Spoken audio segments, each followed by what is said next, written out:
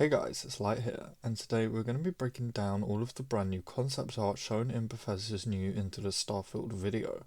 There are 16 pieces of concept art, so let's jump straight into it, otherwise we're going to be here forever. If you enjoyed the video, please do give it a like, it helps out smaller channels like myself more than you can imagine. If you're new around here, consider subscribing. I upload daily Starfield, Fallout, and Elder Scrolls content, and we're hoping to hit 200 subscribers here soon, so your support would be massively appreciated.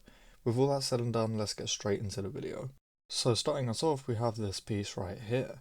This piece was shown in the video while Bethesda was talking about the United Colonies, so I think it has something to do with them. I don't really think there's much here, although if you zoom in over here, you can see what appears to be some kind of logo at the bottom of these banner type things. Next we have this piece, which to me looks like some kind of docking station for our ships. We see a ship taking off and a little person here waving and slashing their arms around, I guess, telling the ship to take off, I think. Kind of like how we would do this for planes in real life, which is kind of cool.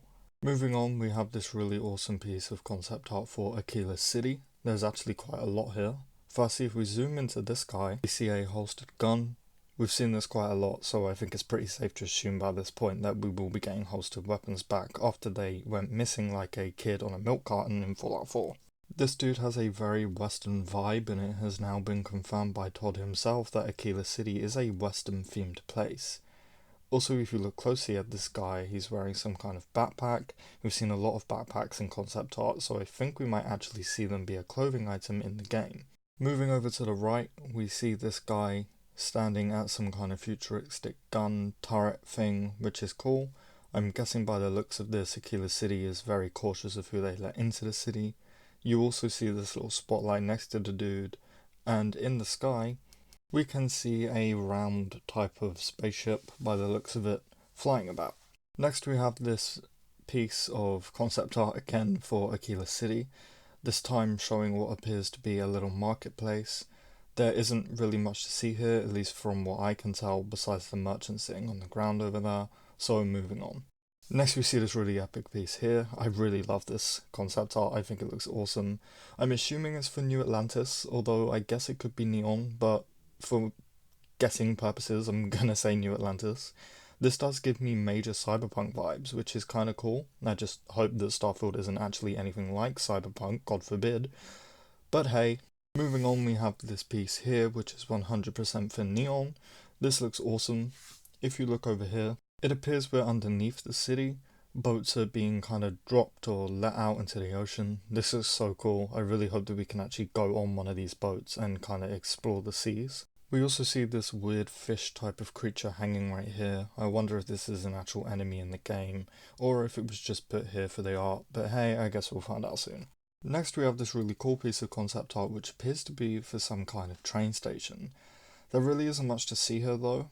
If these planet maps have train stations, they must be pretty big, assuming that they're actually rideable and we can use them to get from one place to another on said planet. I actually think that this will be really cool for survival runs where you can't fast travel.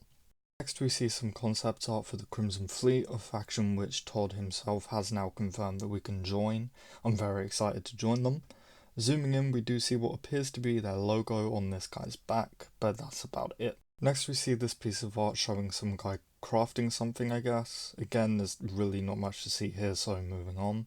Next we did actually get some in-game footage of one of our robot companions. He calls us Captain and asks how he can help. He looks pretty awesome and I can't wait to interact with him. I know that this is a concept art breakdown, but I thought that I would just include this here too. Next we have this piece, which looks cool. Again, there isn't really much here, although I will say this doesn't look like a place that we would want to be landing our ship. I think that, in a way, this could be taken as some kind of evidence that we will be able to fly our own ships. Now we have this piece, which shows the protagonist, the player character, standing on some kind of planet or moon. What's interesting to me about this is the giant moon or planet towering over him in the sky. And finally we have this piece. If you look closely, it does appear that these ships are just coming out of the atmosphere of the planet underneath them.